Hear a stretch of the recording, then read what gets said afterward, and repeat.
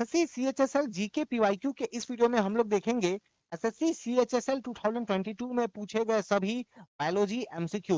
Biology जो कि आपके जनरल साइंस का पार्ट है और ये पार्ट 1 वीडियो है। स्टार्ट करते हैं। पहला एमसीक्यू है, आपको बताना है, एक पर्सन है राहुल, ये सफर कर रहा है बेरी बेरी नाम की एक बीमारी से, डिजीज से। आपको बताना है कि कौन से किस चीज की कमी, किस चीज की डेफिशिएंसी के कारण ये बीमारी हुई है। ऑप्शन है vitamin B1 C A K। देखो, इसका जो सही आंसर होगा वो होगा vitamin B1। Vitamin B1 thiamine भी बोलते हैं ना इसे, इसका जो दूसरा नाम है, केमिकल नाम है, वो क्या है, थायमिन, है ना। राइस को, चावल को ज्यादा वॉश करने से जो है वहाँ जो है उसमें ये विटामिन जो है ये चली जाती है, तो वो राइस जो है उसमें ये विटामिन मिलेगा आपको। बाकी दूसरा देख लो, विटामिन सी। विटामिन सी जो है आपको खट्टे फलों में मिल जाएगा। और विटामिन सी की कमी से क्या होता है, तो विटामिन सी की कमी से स्कर्वी नाम की रोग होती है, हमारे दांतों और मसूड़ों से रिलेटेड ये डिजीज है। विटामिन ए की कमी से रतौंधी, नाइट ब्लाइंडनेस होता है ना, दिखना बंद होता है। और विटामिन के की, विटामिन जो के जो है, ये रक्त को थक्का बनने में, रक्त का कोआगुलेशन करने में, रक्त को जमने में ये मदद करता है। ठीक है, अगली एमसीक्यू देख लेते हैं। Hydra is example of which of the following phylum of the animal kingdom. अब पहले तो ये एक चीज, ये बहुत इंपॉर्टेंट क्वेश्चन है। क्यों, मैं एक चीज समझाऊंगा इसमें आपको। देखो, हमारे आसपास जितने भी जानवर, जीव जंतु, कीड़े मकोड़े, वायरस, बैक्टीरिया, जो भी कुछ आपको नजर आता है, छोटे प्लांट है, बड़े प्लांट है, इन सभी को ना टोटल 5 ग्रुप में डिवाइड किया गया है। ठीक है, इसको बोलते हैं किंगडम। तो कितने किंगडम, 5। कौन कौन से, तो एनिमिलिया, जिसमें सारे जानवर आ जाते हैं। प्लांटी, इसमें पेड़ पौधे आ जाते हैं, जो आम का पेड़ एंड जो लीची का पेड़ वगैरह जो भी देखोगे वो सब। ठीक है, इसके अलावा मोनेरा, प्रोटिस्टा, फंगाई, तो ये 3 है। ठीक है, एनिमिलिया तो मतलब एनिमल वाले, प्लांटी प्लांट्स वाले, फिर मोनेरा, प्रोटिस्टा, फंगाई। अब ये जो पांचों किंगडम है, अब एनिमिलिया को भी, अब एनिमिलिया जो जानवर वाला जो है, इसको भी देखोगे तो अलग अलग और भी ज्यादा डिवीजन, इसका इसका भी और भी अलग अलग कैटेगरी है। तो ये जो अलग अलग कैटेगरी है, 10 कैटेगरी जो है, तो इन कैटेगरी को क्या बोलते हैं, इसको फर्दर डिवाइड किया गया है और इसी को बोलते हैं फाइलम। इसको क्या बोलते हैं, फाइलम। तो एनिमिलिया वाला जो ग्रुप जो है, उसके अंदर आपको 10 फाइलम मिल जाएंगे। तो ये सभी जो नाम देख रहे हो ना, ये फाइलम के नाम है। तो पूछा जा रहा है कि बताओ हाइड्रा कौन सा फाइलम से बिलोंग करता है। तो हाइड्रा जो है ये बिलोंग करता है फिलेंट्रेटा। याद रखना है, फिलेंट्रेटा जो है इस फाइलम से बिलोंग करता है। अगली एमसीक्यू देख लो। Which of the following is an example of phylum Annelida. तो एनालिडा जो है वो कौन से फाइलम से रिलेट करता है, तो आपको बताना है, मतलब एनालिडा जो है ये फाइलम का नाम है। आपको बताना है इनमें से कौन सा जो जीव जो है जो कि एनालिडा से बिलोंग करता है। तो इसका जो आंसर हो जाएगा वो हो जाएगा अर्थवर्म। जो केंचुए जो होते हैं वो एनालिडा फाइलम से बिलोंग करते हैं। देखो, ये जितना भी किंगडम का जो भी कहानी है ना, किंगडम का, फाइलम का जो भी कहानी है, इसके लिए ऊपर में एक डिटेल में वीडियो में लेके आऊंगा। हमारी क्लास ऑक्साइड स्टडी, जो दूसरा हमारा एक चैनल है क्लास ऑक्साइड स्टडी, उस चैनल में मैं लेके आऊंगा, तो आप उसको जरूर चेक करना ना भूले। अगली एमसीक्यू देखते हैं। Which among the following is the bacterial disease. आपको बताना है कि बैक्टीरिया के कारण इनमें से कौन सा बीमारी होता है। तो बैक्टीरिया के कारण जो बीमारी होती है वो है लेप्रोसी। ठीक है, जो कुष्ठ रोग जो होता है के कारण। ठीक है, बाकी आप देखोगे इबोला की वायरस है, फॉर एग्जाम्पल मलेरिया का देखोगे, मच्छर काटने से एक पैरासाइट। ठीक है, जब मच्छर जब काटती है, मॉस्किटो जब बाइट करती है, तो उसमें से एक पैरासाइट है, उस पैरासाइट के कारण जो है ये मलेरिया होता है। ठीक है, नेक्स्ट अगली एमसीक्यू देख लो। In human the neck joint by the head by which of the following joints. देखो, हमारे शरीर में जितने भी हड्डी है, जो बोन्स जो है, ये अलग अलग तरीके से जुड़े हैं। हमारे, मान लो एक आदमी है, एक पर्सन है, ठीक है, एक पर्सन है, तो अब इसका गले के यहाँ पे इसका सिर, इसका हेड किस तरीके से जुड़ा हुआ है, तो इसका जो नेक जो है ना, ये नेक जुड़ा हुआ है पिवटल जॉइंट। क्या बोलता है, पिवटल जॉइंट से। ठीक है, इसके अलावा और दूसरा जैसे जैसे ball and socket joint. Ball and socket joint कहाँ मिलेगा, हमारे कंधों पे। आप देखोगे कि हमारा जो नेक ऐसा करके होता है, हमारे जो कंधे यहाँ पे होते हैं, तो हमारे कंधे के यहाँ पे जो जॉइंट जो होती है ना, हमारे हाथ यहाँ जो जुड़े होते हैं, तो यहाँ पे किस तरीके का जॉइंट होता है, बॉल एंड सॉकेट जॉइंट बोलते हैं उसको। ठीक है, और आपका हिंज जॉइंट आपको कहाँ मिलेगा, तो जैसे हमारे यहाँ पे हाथ यहाँ पे है, और फिर यहाँ पे हमारा कोहनी होता है ना, एल्बो, हमारी कोहनी जो होती है, या फिर हमारे पैरों में देखोगे तो हमारे पैरों में जो घुटना वाला जो एरिया जो होता है, जो घुटने जो हमारे नीज होते हैं, तो वहां पे आपको जो है हिंज जॉइंट मिल जाएगा।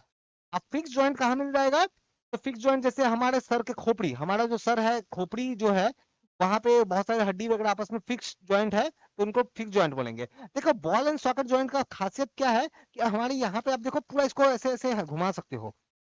हिंज जॉइंट क्या कर सकता है, तो आप हमारा सर को क्या कर सकते हो, ऊपर नीचे आप कर सकते हो, दाएं बाएं कर सकते हो, ठीक है ना। तो ये पिवोटल जॉइंट हो गया। हिंज जॉइंट में चीजों को आप आगे पीछे कर सकते हो, जैसे मान लो हमारा हाथ है, हाथ को बस आगे पीछे, केहूनी को आगे पीछे कर सकते हो, है ना। तो ये अलग अलग तरीके का मूवमेंट अलाउ करता है। अगली एमसीक्यू देखते हैं, विच of the following come under, तो आपको बताना है कि इनमें से कौन सा जो है के अंदर आता है। तो यहाँ पे एक फाइलम का नाम दिया गया है, तो फाइलम का जो है आप नाम देख लो, प्लेटी हेल्मिन्थिस। तो ये जो फाइलम है, तो ये बताओ एनिमिलिया, एनिमिलिया जो किंगडम है, इस किंगडम के अंदर में ये फाइलम है। तो बताओ इनमें से कौन सा जो जीव है जो इस फाइलम के अंदर आता है। तो इस फाइलम के अंदर आने वाला जो जीव जो है वो कौन है, तो याद रखना वो टेपवर्म, जो फीता कृमि जो होती है ना, वो इसी के अंदर आता है। एनिमिलिया किंगडम हो गया, इस किंगडम के अंदर में ये इसका एक फाइलम हो गया। और फाइलम से रिलेट करने वाला एक जानवर, जो जीव जो है, जानवर बोलना गलत होगा, टेपवर्म।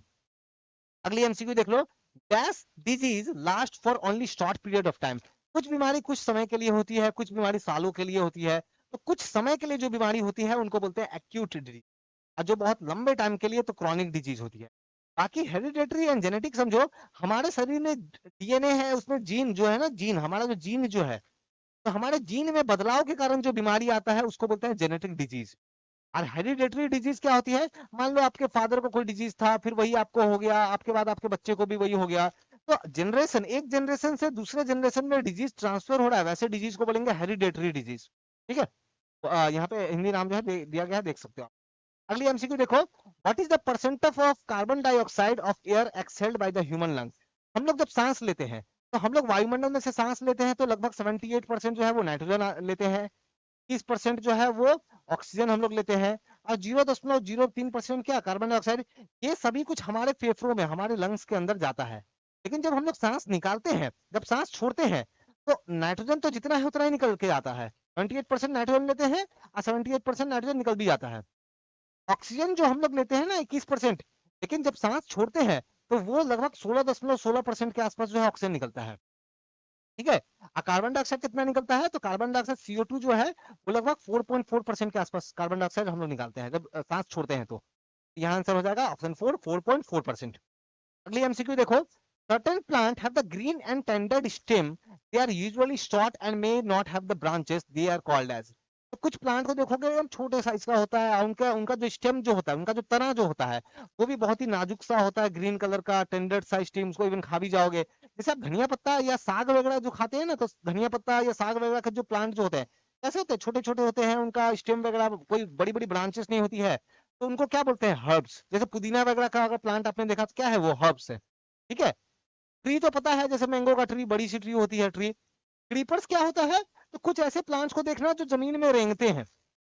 जैसे आप कभी अगर लौकी का पेड़ देखो, है ना, आप कभी लौकी का या फिर जो क्यूकम्बर जो है, खीरा वगैरह जो होता है उसका पेड़ देखो, तो वो सब इधर उधर तैरते हैं, उनका उनका स्टेम में तो जान ही नहीं होता है ना, तो वैसे वाले को बोलते हैं क्रीपर्स। और श्रब्स किसको बोलते हैं, जैसे झाड़ी को। जैसे आप गुलाब का पेड़ देखो, रोज का, है ना, गुलाब का जो पेड़ है, या फिर चाइना रोज का पेड़ है, चाइना रोज का जो प्लांट जो है उसको देखोगे तो झाड़ी होती है ना, या मेहंदी का पेड़ देखो, तो इस सबको बोलते हैं श्रब्स। ठीक है, देखो वीडियो पसंद आ रहा हो तो लाइक कमेंट और शेयर बिल्कुल करो, हमारे चैनल को बिल्कुल सब्सक्राइब करो। ठीक है, अगले एमसीक्यू हम लोग देखते हैं, an isotope of which of the following is used for the treatment of cancer. किसी को कैंसर अगर हो गया, तो उसको अगर मान लो दवा देते हैं, कुछ केमिकल देते हैं जिससे उसको ठीक करने का तरीका है, उसको बोलते हैं केमोथेरेपी। क्या बोलते हैं, केमोथेरेपी। कुछ दवा देकर ठीक करने का ट्राई करते हैं। उसके अलावा और क्या करते हैं, इससे ठीक नहीं हुआ तो रेडिएशन जो है ना, रेडियोथेरेपी भी करते हैं। रेडियोथेरेपी, रेडियोथेरेपी में क्या होता है कि जिस पर्सन को कैंसर है, उसके जो कुछ सेल जो है ना, कुछ के जो सेल है, कोशिका जो है, कोशिका खराब हो गया है, तो रेडिएशन से ना बहुत ही, है ना, रेडिएशन से क्या करते हैं कि अल्फा किरणें जो है, उससे उन खराब हो गए जो सेल जो है, कोशिका जो है, उसको हिट करते हैं, और जिससे इन सेल को मार देते हैं और कैंसर का इलाज होता है। ठीक है, तो ये अल्फा किरणें निकालने के लिए हम लोग कोबाल्ट का इस्तेमाल करते हैं, कोबाल्ट 60। ओके, कोबाल्ट 60 का इस्तेमाल करते हैं हम लोग। अगली एमसीक्यू देखो, विच of the following is the viral disease. Viral disease मतलब एक से दूसरा, दूसरा से तीसरा, जैसे कोरोना कैसा था, वायरल डिजीज था। इनमें से वायरल डिजीज कौन सा है, तो यहाँ से वायरल डिजीज जो है ना वो चिकन पॉक्स है। ट्यूबरकुलोसिस जो है, जो टीबी की बीमारी है, ये तो बैक्टीरिया के कारण होती है। ठीक है ना, चिकन पॉक्स जो है ये वायरस के कारण होता है। whooping कफ भी बैक्टीरिया के कारण होता है। मलेरिया तो वही मैंने बताया ना कि मॉस्किटो के काटने से एक पैरासाइट जो है उसके कारण होता है। ठीक है, अगली एमसीक्यू देखते हैं। अगली एमसीक्यू है, अकॉर्डिंग टू WHO अगर किसी पर्सन का बीएमआई जो है वो 18.5 से कम है तो वो क्या है, तो वो अंडरवेट है। देखो एक नॉर्मल आदमी का बीएमआई कितना होना चाहिए, ठीक है, बॉडी मास इंडेक्स कितना होना चाहिए, तो 18.5 से 25 होना चाहिए। 18.5 से 25 तक होना चाहिए किसी नॉर्मल पर्सन का। अगर इससे कम है किसी का बीएमआई तो वो अंडरवेट है, कमजोर है। और 25 से ज्यादा है मतलब वो मोटा है ना, ओवरवेट है। आप अपना बीएमआई निकाल सकते हो। आज ही मैंने अपना बीएमआई मैं कैलकुलेट कर रहा था, मेरा है 22.5। अब कैसे निकलता है बीएमआई मैं समझाता हूँ। आपका जो वजन है, आपका जो वेट है उसको केजी में लिखो। मान लो आपका वजन है 60 केजी, तो आप सबसे पहले 60 केजी लिखो और उसको डिवाइड कर दो किस चीज से, आपकी हाइट। आपकी जो हाइट है उसको मीटर में लिखो। मान लो आपकी हाइट है 1.6 मीटर, मान लो आपकी हाइट 1.6 मीटर है, तो आप लिखो 1.6, ठीक है, मीटर, और इसका स्क्वायर कर दो। तो 60 केजी आपने अपना वेट लिखा और उसको डिवाइड कर दिया, आपकी जो हाइट है उसको मीटर में लिखो उसका स्क्वायर करके। अब यहाँ से जो नंबर आएगा, अगर इसके बीच में नंबर आ रहा है 18.5 से 25 के बीच में अगर आ रहा है, 25 से 18.5 से 25 के बीच में आ रहा है, तब आपका वेट जो है वो नॉर्मल है, लाइक आपका शरीर नॉर्मल है। अदरवाइज या तो अंडर वेट हो या तो ओवर वेट हो, तो ये कैलकुलेट कर सकते हो। अच्छा एक बात मैं बताऊं, आप अपना कैलकुलेट करके ना कमेंट बॉक्स में जरूर बताओ, ठीक है, देखते हैं किस पर्सन का कैसा है। ठीक है, तो कमेंट बॉक्स में जरूर आप अपना बीएमआई बताओ, कैलकुलेट जरूर करो। बहुत सारे ऑनलाइन ऐप भी है, ठीक है, अगर ये सब नहीं कर रहे हैं ना तो डायरेक्टली बी आप ऑनलाइन सर्च करो, बीएमआई कैलकुलेटर सर्च करो और फिर वहां पे ये डेटा निकाल डालोगे तो आपका जो है आंसर आ जाएगा।